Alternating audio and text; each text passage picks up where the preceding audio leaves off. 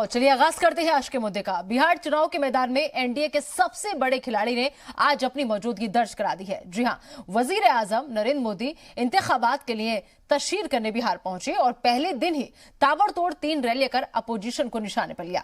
सासाराम से शुरू हुई रैली भागलपुर में खत्म हुई और इन रैलियों में पीएम ने कश्मीर से लेकर राफेल तक का जिक्र किया और नीतीश की तारीफ में तरक्की के कई आयाम का भी जिक्र किया।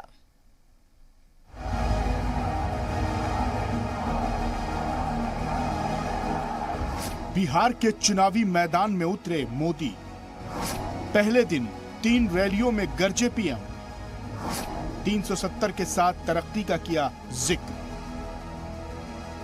सियासी जंग का सबसे बड़ा जंगजू जुमे को समर में आया। जी हां, वजीर आजम नरेंद्र मोदी चुनावी मैदान में उतर ही गए और एक ही दिन में ताबड़तोड़ 3 रैलियां की। मुखालिफिन को बड़ा चैलेंज भी दे दिया। इसकी शुरुआत सासाराम से हुई। सासाराम में वजीर आजम ने सबसे पहले रामविलास पासवान और रघुवंश बाबू को याद किया और फिर उसके बाद मुखालिफिन की खूब खबर। कोरोना से निपटने को लेकर नीतीश कुमार की तारीफ भी की और लगे हाथ आर्टिकल 370 का जिक्र कर मुखालिफिन को चैलेंज भी दे दिया।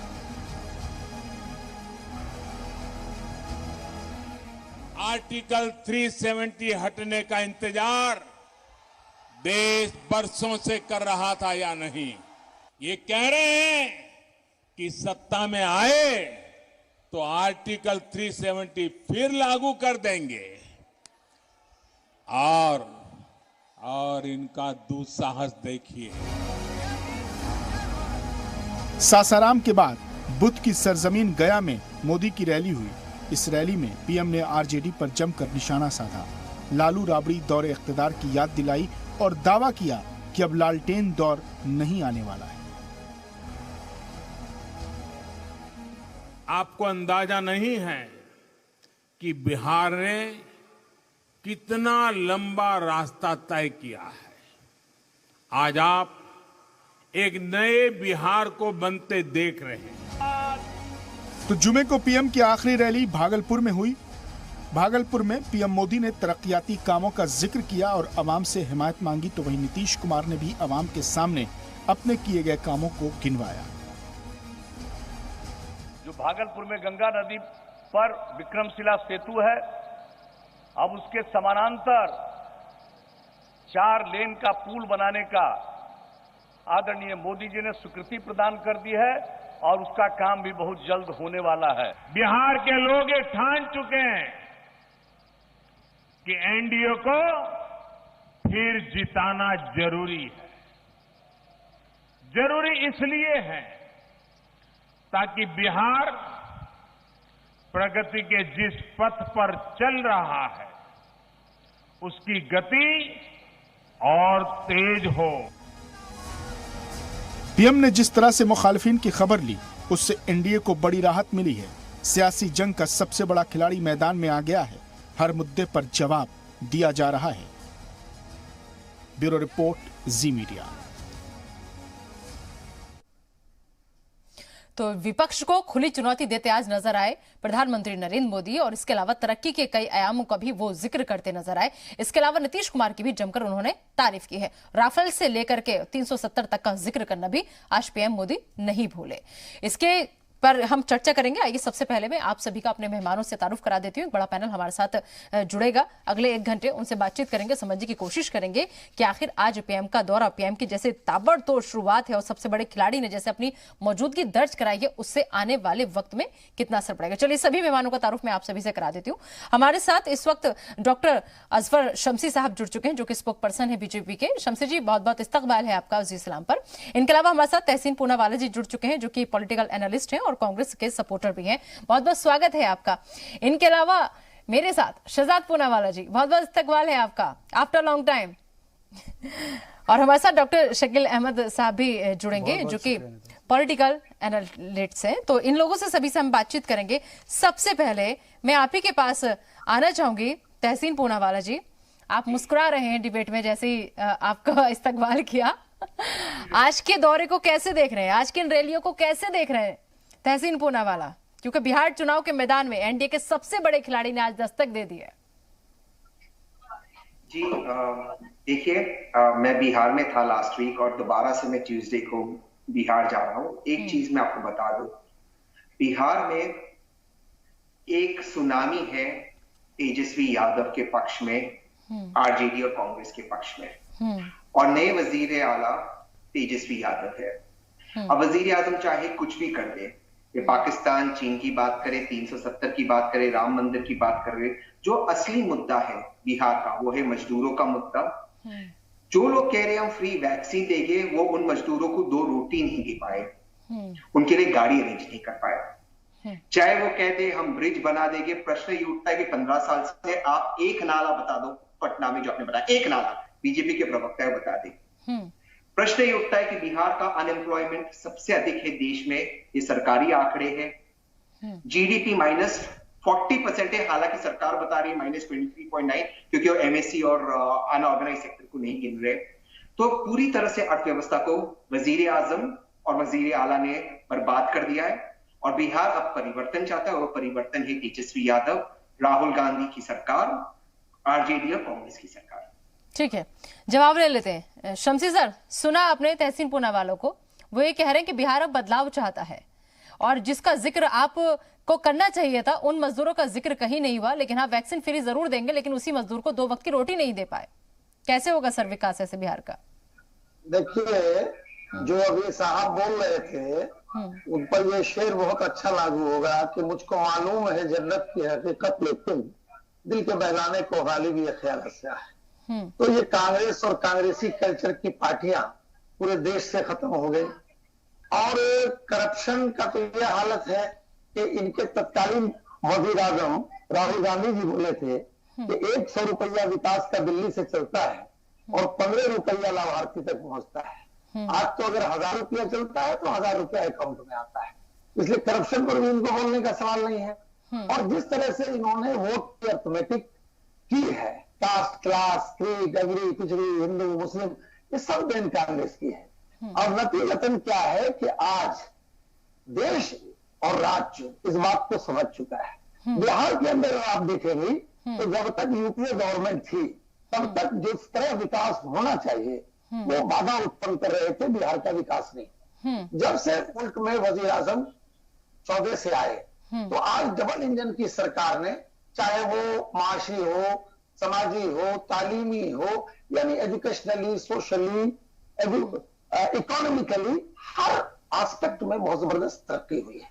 और देखिए फर्क साफ। लेकिन शमसी जी एक चीज यहाँ मैं, माफ कीजिएगा आपको रोक रही हूँ, एक चीज मैं यहाँ पर आपसे समझना चाहूंगी, फिर मैं शहजाद पूनावाला के पास जाऊंगी।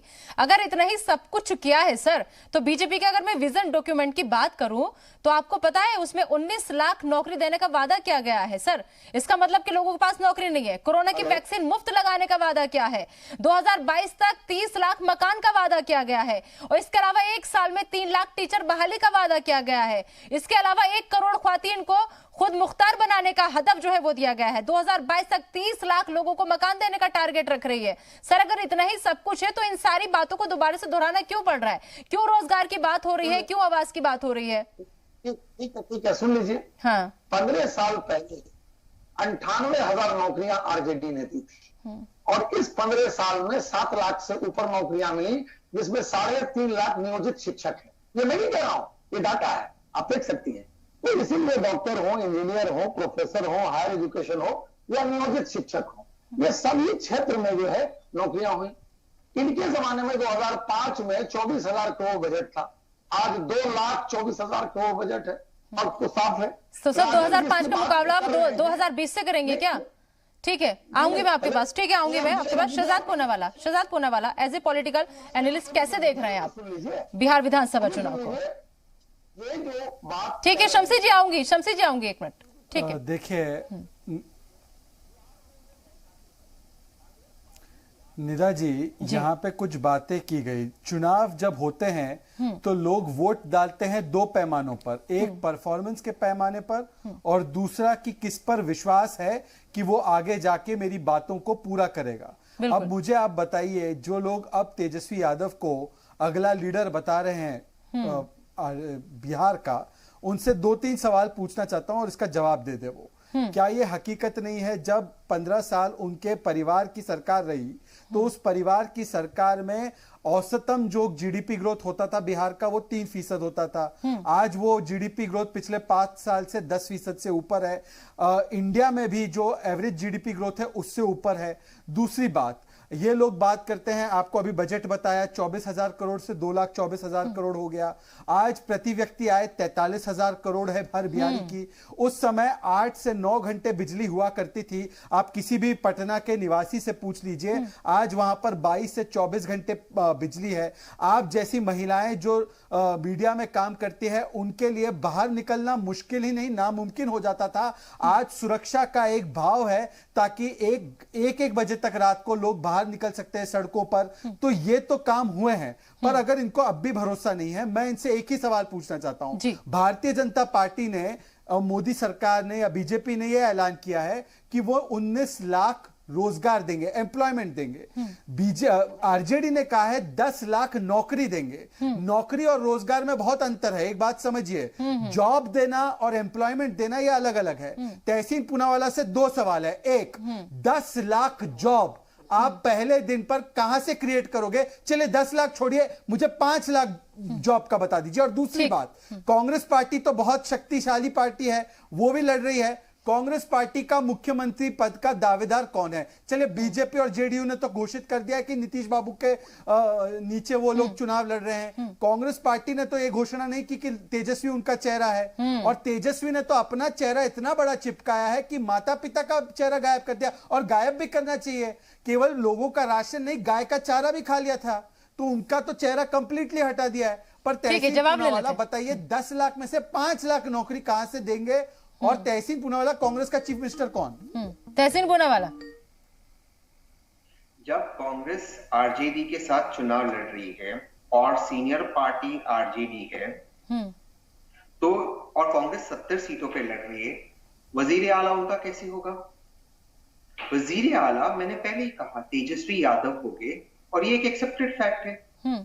ठीक है। दूसरी बात, क्या अलायंस पार्टनर में दो चीफ मिनिस्टर हो सकते हैं? ठीक है, कुछ कहना चाह रहे हैं शहजाद पूनावाला। ठीक है, शहजाद पूनावाला जी, मुझे अपनी बात खत्म करने दीजिए। देखिए आप, देखिए प्लीज मुझे अपनी बात खत्म करने दीजिए।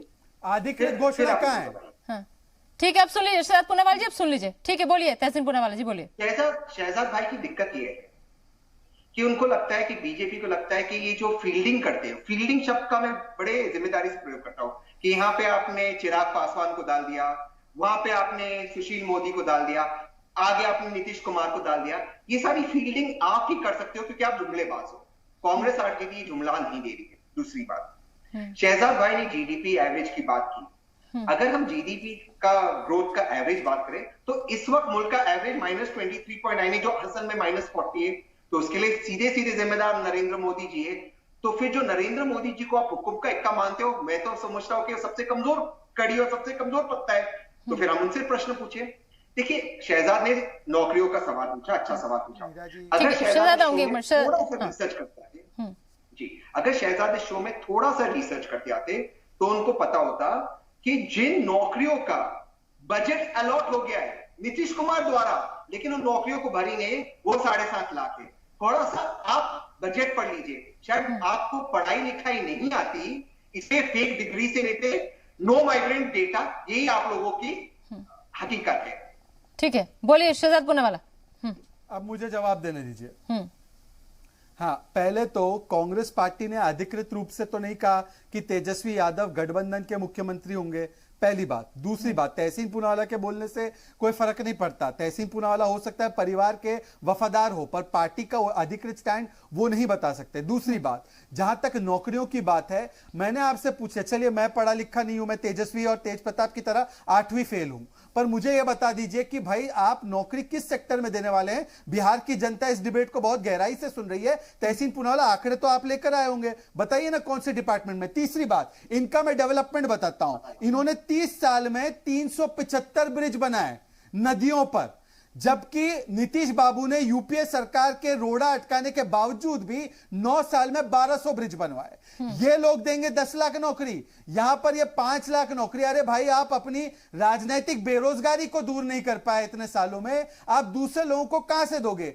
भरोसा किस पर होता है? भरोसा उस मोदी पर होता है जिसने घर घर तक जनधन अकाउंट पहुंचाया। भरोसा उस मोदी पर होता है जिसने घर घर उज्ज्वला योजना पहुंचाए। भरोसा उस मोदी पर होता है जिसने गांव गांव तक बिजली पहुंचाई। आज पूरी लगभग कवरेज बिजली की हर बिहार के गांव में हो चुकी है। आज लगभग हर घर तक बिजली पहुंच चुकी है। आज 20 से 22 घंटा 24 घंटा बिजली पहुंच रही है। आप इतने साल 15 साल आप बिहार में थे, 10 साल केंद्र में थे, ये बुनियादी काम है, आप काम क्यों नहीं कर पाए? इसका जवाब दीजिए ना। अब आकर 10 लाख नौकरी देंगे, उसका भी हिसाब नहीं दे पा रहे, चारा का जैसे हिसाब नहीं दे पाए। तहसीन पूनावाला जी, अब संक्षेप में सुनिए जी। फिस्कल डेफिसिट 16,100 करोड़ इस साल का बिहार का है फिस्कल डेफिसिट। जो प्रति व्यक्ति डेट बढ़ा है, यानी कर्जा बढ़ा है हर बिहारी पर, वो 30 से 32% बढ़ा हुआ है। आप कह रहे हो, आंकड़े दिखा रहे हो कि पैसे आए, लेकिन आप डेट की बात नहीं करते हो। 32% बढ़ा है। दूसरी बात, 10 लाख नौकरियों का 7.5 लाख नौकरी आपने घोषित किया था, उसका आपने प्रावधान किया है। आपका हर डिपार्टमेंट पैसा लौटा रहा है, जो अलॉटेड बजट है। आपने वो स्थान अब तक भरा ही नहीं है। अगर वही भर लेगा तो 7.5 लाख भरेंगे। आप थोड़ा सा रिसर्च करके आइए सर। हर एक डिपार्टमेंट एक्सेस बजट को वापस दे रहा है। क्यों खर्च नहीं किया? ठीक है। शमसी जी भी हमारे साथ मौजूद है। शमसी जी भी हमारे साथ मौजूद है जी। शहजाद, आऊंगी मैं आपके पास, एक मिनट। शमसी जी भी हमारे साथ। जी बोलिए। ठीक है, बोलिए शहजाद। ठीक, इसका जवाब यह है, इनकी बात है कि फिस्कल डेफिसिट मतलब घाटा क्यों बढ़ा। बिल्कुल घाटा बढ़ा। घाटा इसलिए बढ़ा क्योंकि आपके महाराष्ट्र से बिहारियों को जब भगा दिया गया और वो माइग्रेंट लेबर बिहार में आए, तो हर माइग्रेंट लेबर को खाना देना, उसके परिवार में राशन देना, उसको भत्ता देना, यह काम नीतीश सरकार ने किया। महाराष्ट्र से जिसको भगाया गया, जिसको शिवसेना ने लाखों बार गालियां दी, जिसके समर्थन में आज आप खड़े हैं, जिस शिवसेना ने बोला कि हमने बाबरी मस्जिद गिराई, जिसके समर्थन में आज कांग्रेस पार्टी है, उस शिवसेना ने भगाया बिहारी लोगों को। और वो बिहारी लोग जब बिहार की धरती पर पहुंचे तो नीतीश बाबू ने हर एक के जेब में भी पैसा डाला और हर एक की प्लेट में भी अनाज डाला, तो फिस्कल डेफिसिट बढ़ा। फिर इलेक्शन कमीशन ने इलेक्शन घोषित कर दिए। कोरोना का समय था, नौकरियां कैसे भरी जाती? अब कोरोना का लॉकडाउन खुल रहा है, नौकरियां जो नीतीश बाबू पैदा किए वो आप उसका क्रेडिट लेना चाहते हैं। आप भी एक्सेप्ट कर रहे हैं कि नौकरियां पैदा करने का काम नीतीश बाबू ने किया, तेजस्वी केवल क्रेडिट लेना चाहते हैं। बहुत बहुत शुक्रिया तहसीन पूनावाला। मुख्यमंत्री का कैंडिडेट कौन है कांग्रेस का, बताओ। नहीं, कांग्रेस का तो वो कह ही नहीं रहे, वो बता चुके हैं आपको, कांग्रेस का तो वो बोल ही नहीं रहे, वो बता चुके हैं 70 सीटों पे चुनाव लड़ रही, तो कैसे उनका चेहरा उनके होगा? पास है ही नहीं लीडर। हाँ। उनके पास लीडर बचे ही नहीं है, इसलिए। ठीक है। शमसी जी, मैं आपके पास आना चाहूंगी। क्या वाकई में रोजगार एक बहुत बड़ा मुद्दा है बिहार के अंदर? रोजगार के सहारे ही वोट मिलेगा, इसलिए हर कोई इस वक्त नौकरियों की तरफ ज्यादा ध्यान दे रहा है? 10 लाख के बाद सीधा 19 लाख। देखिए, पहली बात तो ये है कि ये जो 10 लाख नौकरी की बात राजद के शहजादे ने कहा है जी, उनके कार्यकाल में एक चपरासी की बहाली होती थी रेल में, तो उससे जमीन लिखाया जाता था। 24 साल की उम्र में तेजस्वी जी 24,000 करोड़ के घोटाले में, चाहे वो तेल घोटाला हो, मिट्टी घोटाला हो, मॉल घोटाला हो, उनके हुकूमत में 15 सालों में अब उद्योग था। उनके 15 सालों में उनसे गाड़ियां उठा दिया। हुकूमत में राजनीति का अपराधीकरण हुआ था। हेलो जी सर, सुन पा रही हूँ, बोलिए। हाँ, उनकी हुकूमत में राजद में राजनीति का अपराधीकरण हुआ था, अपराध का राजनीतिकरण हुआ था और भ्रष्टाचार का सरकारीकरण हुआ था। तो सवाल है कि जो 15 साल पहले अगर आप देखेंगे, फर्क साफ है। यानी कि शाम में कोई निकल नहीं सकता था 6 बजे के बाद। आज गांव से लड़कियां साइकिल पर 6 बजे के बाद आती हैं, चाहे वो अनाज योजना हो, भोजन योजना हो, पोशाक योजना हो, साइकिल योजना हो, प्रोत्साहित योजना हो। यानी कि शिक्षा का गुणात्मक विकास हुआ है, संख्यात्मक विकास तो हुआ ही है। संख्यात्मक विकास, पहले स्कूल था ही नहीं, इसलिए की झोपड़ी थी। चरवाहा विद्यालय इनके पास थे और चरवाहा विद्यालय का परिणाम यह था कि जिस तरह से चारा घोटाला हुआ, आज लालू जी होटवार जेल में। आज जो मुख्यमंत्री तेजस्वी जी बनना चाहते हैं, इनको आज माफी मांगनी पड़ रही है बिहार की आवाम से। आज इनको पोस्टर से दो पूर्व मुख्यमंत्री जो इनके वंश के हैं, जो इनके खानदान के हैं, जो इनके परिवार के हैं, उनको पोस्टर से उनकी तस्वीरों को हटाना पड़ा। क्या बिहार की जनता इन पर विश्वास करेगी? नहीं करेगी। इनके जमाने में हालत ये थी कि 4 से 5 घंटे बिजली भी नहीं रह पाती थी। आज 24 घंटे बिजली है। जब बाढ़ आता था तो लालू जी कहते थे अरे बाढ़ आया, मछली खा लो। अगर लोग रोड की बात करते थे तो कहते थे मैं हेमा मालिनी का गाल बना दूंगा, रोड बनने की क्या जरूरत है गांव से, इसलिए कि उस पर तो बड़े लोग स्कॉर्पियो से चलते हैं। आज पूरे बिहार के अंदर कनेक्टिविटी बढ़ी है।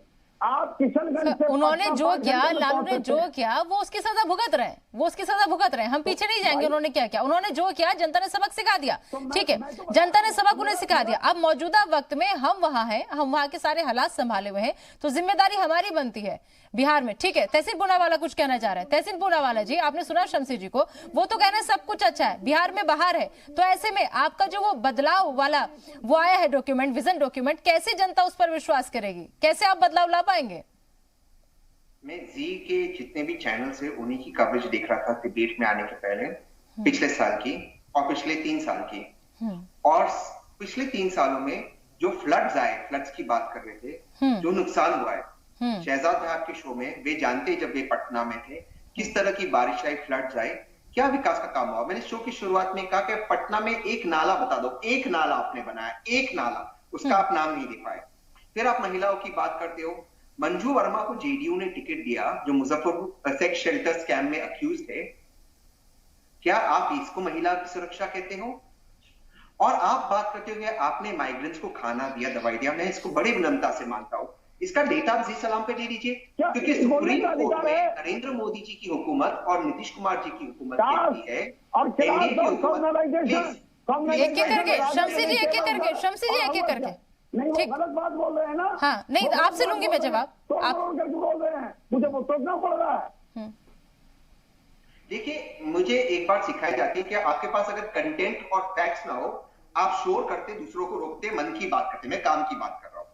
सुप्रीम कोर्ट के अंदर तुषार मेहता जी जो एनडीए को रिप्रेजेंट करते, इस हुकूमत को रिप्रेजेंट करते, कहते माइग्रेंट्स कहां है, कितने आए बस से, क्या खाना दिया गया, क्या दवाई दी? बलात्कारी को आपने टिकट दिया है कि नहीं दिया है? जो नाबालिग का बलात्कारी है परिवार को दिया है कि नहीं? अरे शमसी जी, अगर इन चेहरों पे जाएंगे, अगर दागियों को निकालेंगे तो एक बहुत लंबी लिस्ट हर पार्टी की निकलेगी सर, ये भूल जाइए आप। बाहुबली हो, दागी हो, हर पार्टी में हर तरीके के लोग हैं सर। वो तो सभी पार्टियों को अगर निकालने बैठ जाएंगे तो फिर रात हो जाएगी, ठीक है। बहुत संक्षेप में मुझे कहना था, जब आप कहते हो आपके पास डेटा नहीं है, आपने किसको खाना खिलाया, दवाई दी, तो आप यहाँ शो में आके क्यों कहते हो हमने सबको खाना खिलाया, जब आपके पास डेटा नहीं? और डेटा है तो यहाँ शो में दे दीजिए, ओपन चैलेंज है। और मंजू वर्मा के बारे में बात कीजिए। चलो कांग्रेस ने कुछ गलत किया, आरजेडी ने कुछ गलत किया, इसका मतलब नीतीश जी भी गलत करेंगे और दागियों को टिकट देंगे, ये आपका जस्टिफिकेशन है? ये है सुशासन बाबू या पलटू बाबू है नीतीश जी? ठीक है, जवाब ले लेते हैं शहजाद पूनावाला।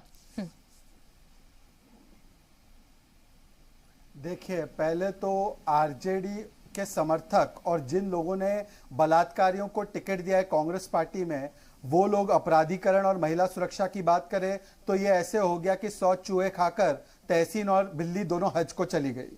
तो ये बात तो होनी ही नहीं चाहिए। तो आप अपनी टिकट की लिस्ट देख लोगे, आरजेडी में शाहबानू बोल रहा हूं मैं, शहाबुद्दीन की बीवी को भी जगह मिल गई। शहाबुद्दीन कौन था? शायद तहसीन पूनावाला, इन्होंने ऊपर से पढ़ाई की होगी पर उनको जानकारी नहीं होगी शहाबुद्दीन का क्या इतिहास रहा है। वो पढ़ेंगे, अब जब डिबेट खत्म हो जाएगी तब उनको ज्यादा जानकारी आएगी।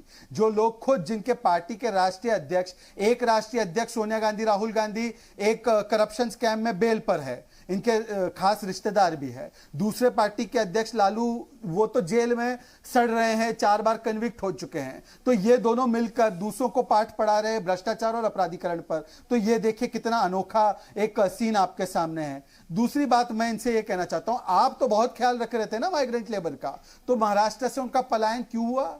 आप एक तरफ बोलते हैं कि लाखों लोग बिहार में आ गए, तो अगर आप लोग इतना काम कर रहे थे माइग्रेंट के लिए, उद्धव ठाकरे जी, तो क्यों उनका पलायन वहां से हुआ? चलिए उसको भी छोड़ देते हैं। मैं इनको बोलता हूं, इनको विकास पे बात करनी थी, इनको नीतीश कुमार जी के ट्रैक रिकॉर्ड पे बात करनी थी, बीजेपी पर बात करनी थी। तो इन्होंने टिकट किसको दिया? उस व्यक्ति को दिया जिसने जिन्ना की पोस्टर लगाई है। वो मस्कूर उस्मानी जो कहता है, और मेरे पास उसका वीडियो भी है, कि जिन्ना की पोस्टर लगी है और लगी रहेगी, कभी नहीं हटेगी। तो आप जिन्ना के नाम पर विकास की बात कर रहे हैं क्या? दरअसल दिक्कत क्या है? शशि थरूर चले गए पाकिस्तान के लाहौर में, रैली करने लगे। अरे भाई, पटना को छोड़कर आप पाकिस्तान को ऑडियंस को जाकर बोलने लगे। तो देखिए, अगर आपके पास इतने मुद्दे होते तो आप मुस्लिम वोट बैंक और डिवाइड एंड रूल की पॉलिटिक्स नहीं करते। ये आपको करना पड़ रहा है। और आज महबूबा मुफ्ती ने बोला है कि मैं तिरंगे को बॉयकॉट करती हूं। कांग्रेस पार्टी, राहुल गांधी का कोई अधिकृत बयान आया है? आप सोचिए कि एक वोट बैंक को रिझाने के लिए ये राष्ट्रवाद से समझौता करेंगे, एक परिवार को नौकरी दिलाने के लिए ये देश की जनता और बिहार की जनता को ठगेंगे। ये किस तरीके का एक नया माहौल बनाना चाहते हैं जिसमें सिर्फ परिवारवादी और अलगाववादियों को मौका मिले बिहार में? बिल्कुल ठीक है शहजाद, आपने कीमती वक्त दिया और शायद आपको कहीं जाना है। आपको मैं यहीं पर आपसे अलविदा कहना चाहूंगी। बहुत बहुत शुक्रिया आपका अजीज सलाम पर आने के लिए, अपनी बात रखने के लिए। तहसीन पूनावाला जी, बेशक अगर मैं पिछले दिनों की बात करूं और अब की जो मैं देख रही हूं, तो आपके जो भी उम्मीदवार हैं उनकी सभाओं में जो भीड़ जुट रही है वो बहुत कुछ कह रही है। क्या एक यही वजह है कि कांग्रेस को एक बार फिर सत्ता में वापसी की उम्मीद जगी है इस भीड़ को देख करके? क्योंकि काफी तादाद में लोग पहुंच रहे हैं, लेकिन उससे भी बड़ी बात यह है कि ये भीड़ आ तो रही है, लेकिन जिस दौर में इस वक्त हम लोग गुजर रहे हैं, अपनी जिंदगी गुजार रहे हैं, यानी कोरोना काल की मैं यहां पर बात कर रही हूं, आपको लग रहा है कि इन सभाओं में जो मतदाता जुड़ रहे हैं, इन सभी को मतदान केंद्र पहुंचाना भी ऐसे वक्त में बहुत आसान होगा?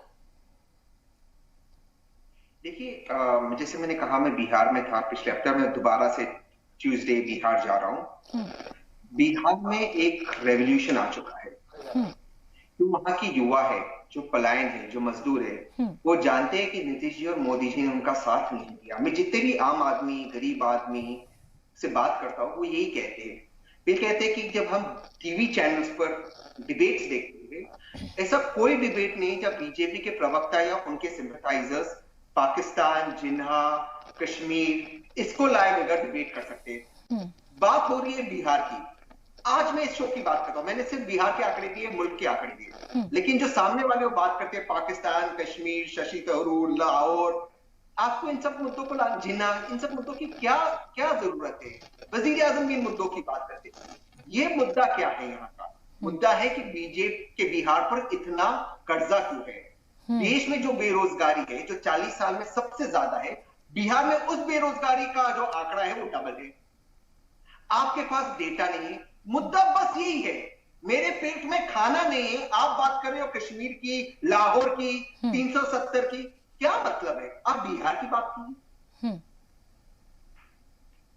ठीक है शमसे जी, एक चीज और मैं आपसे समझना चाहूंगी यहाँ पर। डॉक्टर शकील अहमद इस वक्त हमारे साथ जुड़ चुके हैं, जो कि सीनियर कांग्रेस लीडर हैं और फॉर्मर कैबिनेट मिनिस्टर भी रह चुके हैं। बहुत बहुत स्वागत है शकील अहमद जी आपका जी सलाम पर। शकील जी, एक चीज मैं यहाँ पर आपसे समझना चाहूंगी शकील सर, कि जिस तरीके से बिहार में लंबे वक्त से कांग्रेस सत्ता से बाहर है, इसके अलावा जो अगर हम बात करें प्रदेश कांग्रेस संगठन की, वो भी मजबूत स्थिति में नजर नहीं आ रहा है।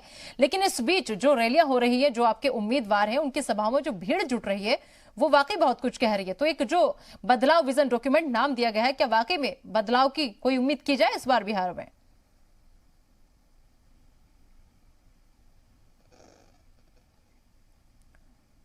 शकील अहमद जी, आप तक आवाज पहुंच रही मेरी? चलिए, शायद आवाज नहीं पहुंच रही, आगे लेंगे उनसे सवाल। शमसी सर, मेरा आपसे एक सवाल ये कि क्या प्रधानमंत्री नरेंद्र मोदी के सहारे नीतीश कुमार हैं कि उनको जाना पड़ा, उनको वहां पर रैलियां करनी पड़ी? उसके बाद एक हम पिछले दिनों में अगर हम बॉडी लैंग्वेज की बात करें, तो नीतीश कुमार की बॉडी लैंग्वेज और आज की बॉडी लैंग्वेज में जमीन आसमान का फर्क आ रहा था। आज उनके चेहरे पर खुशी नजर आ रही थी जब पीएम मोदी बोल रहे थे। तो क्या वाकई में मोदी के सहारे नीतीश? देखिए, हमारे मकबूल वजीर आजम पूरे देश के वजीर आजम हैं, तो ये बात सही है कि ये चुनाव नरेंद्र मोदी जी का चेहरा देश में है और बिहार में नीतीश जी का है। तो जो भी वेलफेयर के काम हुए उसका इम्प्लीमेंटेशन बखूबी भारतीय एनडीए सरकार ने किया। आपको मैं बता देना चाहता हूं कि ये लोग राष्ट्रवाद के मुद्दे से भड़कते हैं। भाई, कांग्रेस पार्टी का ये अपीजमेंट का क्या है कि मैं आऊंगा तो मैं 370 को फिर से जो हटा दूंगा। क्या तमाशा बना के रखा है इन्होंने। कांग्रेस पार्टी की चलते ही इस मुल्क का बंटवारा हुआ था जवाहरलाल नेहरू ने, और इस्लामिक मुल्क पाकिस्तान बना था। आज भी ये जिन्ना 2 के रास्ते पर चल रहे हैं, और जिन्ना 2 के रास्ते पर चल के मुसलमानों का इस्तेमाल, इस्तेहसाल, उनका शोषण, उनका एक्सप्लॉयटेशन वोट बैंक के रूप में किया है। आज भी अगर इस मुल्क का मुसलमान पसमानदा है, एजुकेशनली, सोशली, पॉलिटिकली, एजुकेशनली, इसकी जिम्मेदार कौन है? इस मुल्क के अंदर 60 सालों तक कांग्रेस और कांग्रेसी कल्चर की सरकार ने हुकूमत की है। क्या भारतीय जनता पार्टी और आरएसएस के लोग हुकूमत कर रहे थे? इनको बताना चाहिए। आज सारे देश से कांग्रेस पार्टी खत्म हो रही है, और ये बात करते हैं, इनको बात करने का अपने गरिमा में झांक के देखें कि कांग्रेस ने किस तरह से केवल वोट बैंक की राजनीति किया है, और वोट बैंक की राजनीति आज डेवलपमेंट की राजनीति के सामने इनकी चूर चूर हो गई है। बिहार के अंदर भी ये केवल और केवल बैसाखी के रूप में चल रहे हैं। इनकी कोई शनाख्त नहीं है। इनके जितने प्रदेश अध्यक्ष थे कांग्रेस के, आप मैं एक लाइन से नाम गिना देना चाहता हूं, चाहे वो रामजतन सिन्हा हो, चाहे वो कैसर महबूब अली हो, या जो भी थे, ये चौधरी साहब हो, अशोक चौधरी हो, एक एक करके इनके प्रदेश अध्यक्षों ने कांग्रेस से बिहार को छोड़ करके दूसरी पार्टियों को ज्वाइन किया, क्योंकि भ्रष्टाचार और करप्शन की जननी कांग्रेस है। भ्रष्टाचार और कॉन्डलाइजेशन की जननी कांग्रेस है। कांग्रेस की पीरियड में ही फिरका वाराना फसादात होते थे। आज आप देख लीजिए बिहार के अंदर एनडीए सरकार में एक भी फिरका वाराना फसादात नहीं हुए। ये क्या बात करेंगे? ये केवल मुसलमानों को वोट बैंक के रूप में इस्तेमाल करते हैं। और सर, मुसलमानों का इस्तेमाल तो हर कोई वोट बैंक के लिए करता है सर, और ये बात मुसलमान को समझ में भी नहीं आती कि वो सिर्फ और सिर्फ वोट बैंक ही है, इसके अलावा किसी पार्टी के लिए कुछ नहीं है सर। वो कुछ नहीं है, सिर्फ एक वोट बैंक ही है। ठीक है, ठीक है, सबको मिल रहा है, ऐसा थोड़ी है कि किसी खास वर्ग को मिल रहा है। तो सर इन्हीं मुद्दों पर बात करनी चाहिए ना, इन्हीं मुद्दों पर बात करनी चाहिए कि बिहार के विकास के लिए क्या क्या, कब तक राष्ट्रवादी का वो हम गाते रहेंगे सर? कब तक पाकिस्तान, जिन्ना, इन सबको बीच में लाते रहेंगे? हमारे अपने मुद्दे भी हैं सर, अपने मुद्दे भी हैं, उन पे भी बात हमें करनी चाहिए। ठीक है, ठीक है सर, ठीक, ओके, ठीक है। तहसीन पूनावाला जी, ठीक है, पहले मुल्क जरूरी है, नेशन पर। तहसीन पूनावाला जी, आप कुछ कहना चाहते हैं? शुक्रिया जी। आपके पूरी डिबेट में मैंने जो भी बातें रखी, आंकड़ों के भरोसे रखी, नौकरी की बात करी, 10 लाख में से 7.5 लाख नौकरी कहां से आएगी इसके मैंने आपको आंकड़े दिए, बजट और बजट डेफिसिट की बात करी, एक भी बात, और आप ये प्ले कर दीजिए, मैंने हिंदू मुसलमान, कश्मीर, पाकिस्तान, जिन्ना, इनकी बात नहीं की। इनकी बात कौन की? शहजाद भाई और सीए साहब कर रहे। बहुत हो गया ये अब सब ना, बहुत हो गया। इन सब ऊपर उठ के सोचने की जरूरत है हमें जी। और अब दोबारा से ही मुझे इंटरप्ट करेंगे। अब मैं अपनी बात खत्म करता हूँ बहुत संक्षिप्त में। मैं अपना आगे का समय ये भाई साहब को देना चाहता हूँ, मेरे बड़े भाई हैं, इनकी बहुत आदर करता हूं। आप 4 मिनट लगातार बात कीजिए, मैं बीच में बात नहीं करूंगा, लेकिन 4 मिनट में आप पाकिस्तान, मुसलमान, हिंदू मुसलमान, जिन्ना मत कीजिए। आप बताइए 15 साल में आपने क्या कांग्रेस से बेटर किया, और मैं 1 मिनट में आंकड़ों से उसको तोड़ दूंगा। मैं सिर्फ 1 मिनट बात करूंगा, आप 4 मिनट कीजिए, लेकिन शर्त यह है आप पाकिस्तान, मुसलमान, 370 कश्मीर मत लाइए। जो बिहार का वजीर आला बनेगा, क्या वो 370 से उसे कोई लेना देना है? क्या वो चेंज कर सकता है? ये क्या हम कौन से मुद्दे? जो बिहार का वजीर आला बनेगा वो क्या अलीगढ़ मुस्लिम यूनिवर्सिटी में जिन्ना का पोस्टर निकाल सकता है या लगा सकता है? सही बात है, ये फालतू के मुद्दे नहीं जोड़ने चाहिए। जो वहां के असल मुद्दे हैं उन पर बात होनी चाहिए, उन पर चुनाव होना चाहिए। खत्म। तो आप क्यों इन मुद्दों की बात कर रहे हो? क्योंकि आपके आंकड़े खराब है। आप मुझे एक चीज का जवाब दीजिए, मैं अपनी बात समाप्त करता हूं। आज प्याज के दाम क्या है? टमाटर के दाम क्या है? क्यों? और आप जानते हो प्याज ऐसी एक इकोनॉमी है कि किसानों को जितने दाम ऊपर जाते किसानों का नुकसान होता है, किसानों को उसका पैसा नहीं मिलता, बिचौलियों को मिलता है। ये आप जानते हो। प्याज पे बात कीजिए, बताइए अगले 3 मिनट में प्याज के दाम कैसे 20 रुपए हो गए? बताइए शमसी जी। देखिए, पहले इनसे ये पूछिए, ये जो प्याज की बात कर रहे हैं, इनसे पूछिए कि स्टार्टअप इंडिया जो योजना थी उसमें 441 स्टार्टअप शुरू किए गए जिसमें रोजगार के अवसर मिले। इनको हाँ या ना में बताइए। कौशल विकास योजना जो चला, 690 से अधिक कौशल विकास केंद्र खोले गए, इनसे हाँ या ना में पूछिए। मुद्रा योजना जो छोटे उद्योग के लिए था, जो रोजगार दिलाने के लिए था, 60 लाख लोगों को 23,000 करोड़ से ज्यादा पैसा मिला कि नहीं, इनसे पूछिए हाँ या ना। ये क्या बोलेंगे? ये तो केवल राष्ट्रद्रोही लोग हैं। कांग्रेस जीती रही है। इस मुल्क को कमजोर करना, फिर आप राष्ट्रद्रोही और राष्ट्रवाद पे आ गए सर।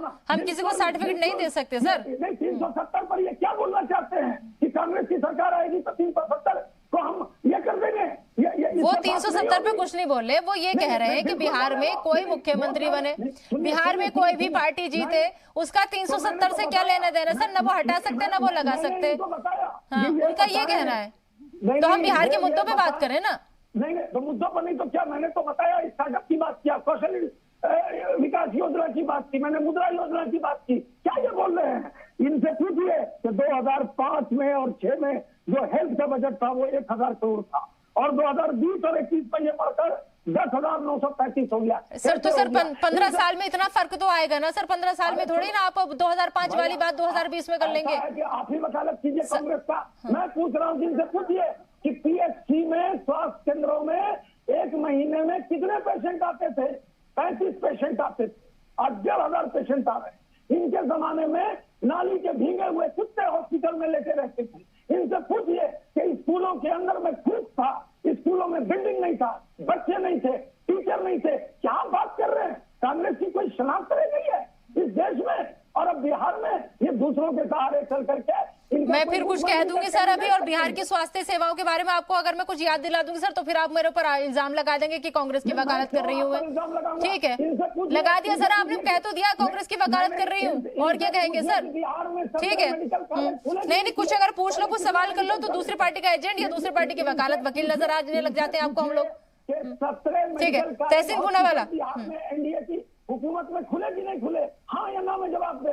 ठीक है, जवाब ले लेते हैं। तहसीन पूनावाला, खुले कि नहीं खुले? इनसे हाँ या ना में जवाब दीजिए। दरभंगा के अंदर 4 साल। तहसीन पूनावाला, आप ही जवाब दीजिए। मैं कुछ कहूंगी तो वो मुझे फिर आपकी वकील घोषित कर देंगे। यूनिवर्सिटी बनी कि नहीं बनी? इनसे पूछिए कि सेंट्रल यूनिवर्सिटी। अरे सर, तो पूछने तो दीजिए शमसी जी, पूछने तो दीजिए। ठीक है, पूछने दीजिए। अगर शमशू भाई साहब अपनी मन की बात खत्म किए हो तो मैं काम की बात करूं, क्योंकि काम की बात जरूरी है। अन्य बातों की शमसी सर सुन लीजिए। सभी बात किए। सबसे पहले तो प्रथम अवल मैंने उनको कहा 4 मिनट बात कीजिए बिना ये सब मुद्दे लाए। पहले मिनट में उन्होंने 370 किस्मी लिया है, मैं उस पर अब नहीं जाना चाहता। मुद्रा लोन की बात की, इस मुद्दे की बात की, इस मुद्दे की बात की, एक भी उन्होंने आंकड़ा नहीं दिया जो मैं आंकड़े दे रहा हूँ। अब हम मुद्रा की बात करते हैं। अगर आपको मुद्रा 60 लाख आपने रोजगार पैदा किए, तो बिहार देश के एवरेज से डबल क्यों है बेरोजगारी में, और देश 40 साल से सबसे ज्यादा बेरोजगारी इस मुल्क में पैदा हुई 40 साल में, वो इस स्थिति में क्यों है मुल्क? इसका आप जवाब दे दीजिए। दूसरी बात मैं आपसे कहना चाहता हूँ, आपने प्याज के दाम 100 रुपए, टमाटर 80 रुपए, उस पर आप बात नहीं कर रहे, उस पर आप टिप्पणी नहीं कर रहे। आप मुझे ये बताइए साहब कि आपने जो ये सारी चीज गिना रहे कि आप बिहार के लिए आपने ये सारा काम किया, तो बिहार आज डेवलपमेंट इंडेक्स में और नीति आयोग की रिपोर्ट है, लास्ट स्थान पे क्यों आता है? सेकंड लास्ट स्थान पे क्यों आता है बड़े राज्यों में, बड़े सूबों में? इसका आप जवाब दीजिए। नीति आयोग तो अमिताभ कांत चलाते हैं, मोदी जी के करीबी है। नीति आयोग तो सीधा सीधा मोदी जी के नीचे थे। आप ये रिपोर्ट देख लीजिए, पार्लियामेंट्री रिपोर्ट है, बिहार सेकंड लास्ट स्थान पे। आप इसका जवाब दे दीजिए और आप बता दीजिए आवाम को प्याज 100 रुपया है, 20 रुपया ये परसों तरसों तक कैसे होगा? आप ये बताइए। आपने मेरे एक सवाल का जवाब दिया, इन्होंने पूछा डेवलपमेंट की बात, मैंने आईआईटी की बात की, मैंने इंजीनियरिंग कॉलेज की बात की, मैंने मेडिकल कॉलेज की बात की, मैंने एम्स की बात की, मैंने सेंट्रल यूनिवर्सिटीज की बात की, मैंने जनरल यूनिवर्सिटीज की बात की। एक पर ये जवाब दिए, कह रहे प्याज का बता दीजिए। अरे साहब, हमारे नरेंद्र मोदी की सरकार ने अनऑर्गेनाइज सेक्टर में काम करने वाले जो मजदूर थे उनको छठ तक फ्री खाना दिया, 1 राशन कार्ड दिया, यानी पूरे हिंदुस्तान में कहीं का होगा उसका 1 नेशन और 1 रेशन कार्ड होगा। हमने 1 मिनट आपको छठ तक फ्री खाना दिया। आप कहते हैं क्या दिया? 1,500 से ज्यादा ट्रेनें आई जिसको के प्रवासी मजदूरों को यहाँ लाया गया। आप लोगों को केवल तमाशा बना करके रखे हुए थे। क्या तमाशा की बात कर रहे हैं आप? विकास पे नहीं बोल सकते। आप बताइए, आज बिहार में एनडीए की सरकार में ठीक है, हर जिले में इंजीनियरिंग। ठीक है, बता रहे हैं शमसी जी बता रहे हैं, जवाब ले लीजिए। बता रहे हैं तहसीन पूनावाला जी बता रहे हैं। शमशू भाई बहुत अहम बात आपने इस चैनल पे कहा कि one nation one ration card आपने डिस्ट्रीब्यूट कर दिया है, आप बताइए कहाँ डिस्ट्रीब्यूट हुआ है? मैं आपसे माफी मांगने को तैयार हूँ। One nation one ration card क्या हुआ? क्या ऐलान 2 बार जरूर हुआ, 2017 में और अभी कोविड के समय दोनों बार रामविलास पासवान जी ने किया। आप बताइए किसके पास one nation one ration card है? मैं आपसे माफी मांगने को तैयार हूँ, बताइए कहाँ किस सूबे में? ठीक है, उन सवाल का तो वो जवाब नहीं दिए। अब जरा कुछ उनको कहिए कि धैर्य से सुन लें। प्रधानमंत्री किसान सम्मान निधि योजना के तहत राज्य के 1.72 लाख किसानों के खाते में 1.434 करोड़ रुपए भेजे गए। इससे पहले के किस्त में 4.371 करोड़ रुपए किसानों के खाते में गए। इनसे पूछिए हाँ कि ना। दूसरी बात, 2000 उन्होंने जनधन खाते को लेकर तो सवाल पूछे नहीं था, आपने गूगल कुछ गलत कर लिया शायद। विकास की बात नहीं बोलेंगे? हाँ, नहीं विकास नहीं हुआ, ये बोलते हैं कुछ नहीं हुआ तो बोलेंगे ना, हम तो बोलेंगे ही। 2005 और 6 की तुलना में सुन लीजिए, 2017-18 में बिहार ने चावल उत्पादन में 135%, 135% की वृद्धि दर्ज की है। गेहूं और मक्का में के उत्पादन में 116 तथा 184% की वृद्धि की है। ये प्रोडक्टिविटी बढ़ी कि नहीं बढ़ी एग्रीकल्चर सेक्टर में? किसानों को फायदा हुआ कि नहीं हुआ? और सुनिए, 2004 और 5 में बिहार में कुल मछली उत्पादन 2.6 लाख टन था, जो 2013 और 14 में बढ़कर 4.79 लाख टन हुआ और 2018-19 में 6.02 लाख टन हो गया। 2004-5 तक मखाना उत्पादन मात्र 6,000 टन था, जो कि 2019 और 20 में बढ़कर 25,000 टन से ऊपर हो गया। देश में वर्तमान में मखाना उत्पादन का 90% बिहार के अंदर और उत्तर बिहार में होता है। 2018-19 तक से इतना ज्यादा वृद्धि हुई है कि ये मील का पत्थर साबित होगा। फूड प्रोसेसिंग में चाहे वो मखाना उत्पादन हो, चाहे वो मछली उत्पादन हो, बिहार आत्मनिर्भर हो रहा है। इनकी थोथी दलील और इनकी बोगस बातों से बिहार की जनता अब इनके बहकाने में आने वाली नहीं है। और जिस तरह 2019 में 40 में 39 सीटें एनडीए जीती थी, इस बार के भी विधानसभा चुनाव में 2010 वाली इनकी हालत होगी और 22 से नीचे जाएंगे और 200+ के साथ एनडीए डेवलपमेंट के आधार पर बिहार की आवाम वोट करेगी और एनडीए को सत्ता पे बिठाएगी। तहसीन पूनावाला जी, उन्होंने इतना कुछ गिना दिया, इतना कुछ हुआ है बिहार में, कैसे आप लोग कह रहे हैं कि कुछ नहीं हुआ? सर, सुना आपने शमशेर जी को? मेरा प्रश्न शमशेर भाई से बहुत सिंपल था कि one nation one ration card किसको मिला? मुझे नहीं मिला, शायद आपको नहीं मिला। इन्होंने क्या ऑलरेडी ये रोल आउट हो चुका है? अब उसका उन्होंने उत्तर दिया नहीं, झूठ कह रहे थे। कोई बात नहीं, होता है, भूल जाते लोग। फिर उन्होंने कहा कि बिहार के एग्रीकल्चर बोर्ड के, आप बहुत सही कह रहे थे, छोटी दलील तो देने की आदत है, आंकड़ों पर तो आप बात नहीं किया, आंकड़ों का तो जवाब नहीं दे सके, डेवलपमेंट का तो जवाब नहीं दे सके, एम्स का तो जवाब नहीं दे सके, सेंट्रल यूनिवर्सिटी का जवाब नहीं दे सके, मेडिकल मैं बात कर लूं? एएनएम का जवाब मैं बात कर लूं? ठीक है सर, अब वो बात कर रहे हैं तो आप नहीं बात करने दे रहे। शमशेर जी सुन लीजिए अब उन्हें भी, ठीक है? फिर शमशेर भाई ने एक बहुत ईमानदार बात कही। उन्होंने कहा बिहार आत्मनिर्भर हो रहा है। बिल्कुल सही, होना भी चाहिए। यानी कि मान लिया ना 15 साल में कुछ नहीं हुआ, इसलिए जो भी आंकड़े उन्होंने एग्रीकल्चर में उन्होंने आज बताया आपकी शो पे, इसका उत्तर दे नहीं सके। ये सारे आंकड़ों के बावजूद प्याज 100 रुपया, टमाटर 80 रुपया क्यों है और किसान की जेब में वो पैसा क्यों नहीं जा रहा, इसका वो जवाब नहीं दे सके। अब मैं आपसे पूछना चाहता हूँ, देखिए हमारे मुल्क में हमने पोलियो को इरेडिकेट किया। ये दुनिया का, विश्व का सबसे बड़ा वैक्सीनेशन। शमशेर भाई चिल्लाइए मत, आपके मौके पर आप बोलिए, मेरे मौके पर मैं बोलूंगा। ये बिहार की और नीतीश जी की चिल्ला रहे हैं। आप विकास का जो मैंने बताया, एनडीए का डाटा दिया, इस पर आपका कोई जवाब नहीं है। आप अपनी बात रख दो प्लीज, अपनी बात रख दो। जी बोलिए। अपने चांस में आप बोलिए शमशेर भाई, मैं अपने चांस में बोल रहा हूँ, आपके बीच में नहीं बोल रहा हूँ। ये नीतीश जी की रैली नहीं कि पब्लिक चिल्ला रही है उनके खिलाफ और आपको नाराज हो रहे। शांत हो जाइए, मैं जानता हूँ परिवर्तन। सुन लीजिए सर, सुन लीजिए ना प्लीज सर। ठीक है सुन लीजिए, मेरा समय सुन लीजिए सर, सुन लीजिए सर, मत कीजिए। देखिए आपके देश के आवाम को जानना जरूरी है कि जो पोलियो का प्रोग्राम था, ये इस विश्व का सबसे बड़ा और सक्सेसफुल वैक्सीनेशन प्रोग्राम था। और 2 बूंद पोलियो की दवाई, स्मॉल पॉक्स का प्रोग्राम भी सबसे बड़ा प्रोग्राम था हमारे मुल्क में। उसके बाद हमने पोलियो की सक्सेस आती थी। इस मुल्क में ऑलरेडी फ्री वैक्सीनेशन के 2 सक्सेसफुल मॉडल है जो फ्री में दिया गया, लेकिन ना ही शहीद इंदिरा गांधी नहीं, शहीद राजीव गांधी नहीं, मनमोहन सिंह नहीं, वाजपेयी जी नहीं, नरसिम्हा राव जी ने कहा अगर आप कांग्रेस या बीजेपी को वोट देंगे तब आपको ये दवाई, ये वैक्सीनेशन मुफ्त में मिलेगी। किसी ने नहीं कहा। इस तरह की नीची बातें, जो निचली स्थल की बातें जो फाइनेंस मिनिस्टर कर रही है, शर्म आनी चाहिए उनको।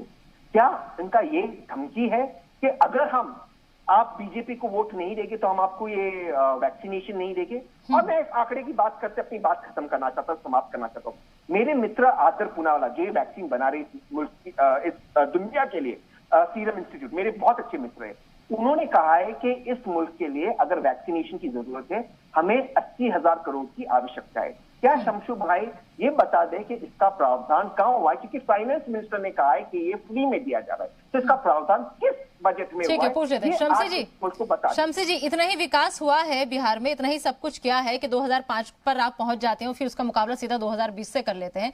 तो सर फिर तुम मुझे वोट दो, मैं तुम्हें वैक्सीन दूंगी, इसकी क्या जरूरत थी?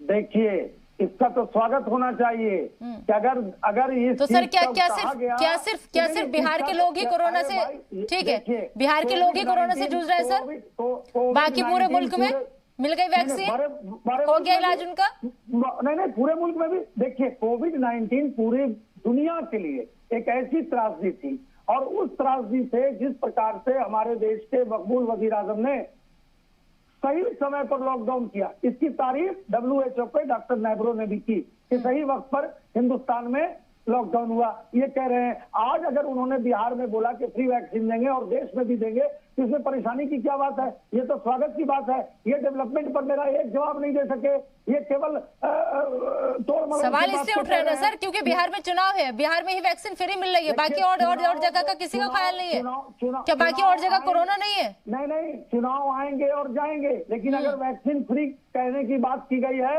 और पूरे देश में भी दिया जाएगा, लेकिन अगर बिहार में दिया गया तो ये तो स्वागत ही हो गया। लेकिन इनके पेट में दर्द है, इनको बीजेपी का हुआ है, इनको नरेंद्र मोदी का फोबिया है, इनको दिन और रात जो है नरेंद्र मोदी और बीजेपी का हुआ है, इसी कारण से ये खत्म हो गए। ये साइकिल योजना पर नहीं बोलेंगे कि कितनी साइकिल योजना बिहार के अंदर में जो 9th क्लास की लड़कियां थी, उन लड़कियों को जो साइकिल की शुरुआत की गई, इसकी ये चर्चा नहीं करेंगे। कहेंगे कि क्यों बोल रहे हैं, क्यों नहीं 15 साल पहले था? हम बोलेंगे, हमने महिला सशक्तिकरण किया है, हमने लड़कियों की क्वालिटी और क्वांटिटी को स्कूलों में, कॉलेजों में बढ़ाया है, हमने 3 तलाक ऐसे ग्राम जो एक सोशल और फैमिली का प्रॉब्लम था, जिसमें मुस्लिम लड़कियां आगे आई हैं, और उन्होंने समझा है कि इस सोशल प्रॉब्लम को समाप्त करने के लिए हमारे देश के प्रधानमंत्री ने एक अच्छा, ठीक है सर, इतना सब कुछ करने के बाद भी आज हमारे हालात वहाँ ऐसे नहीं है कि हम लोगों से अपने विकास के दम पर वोट मांग सकें।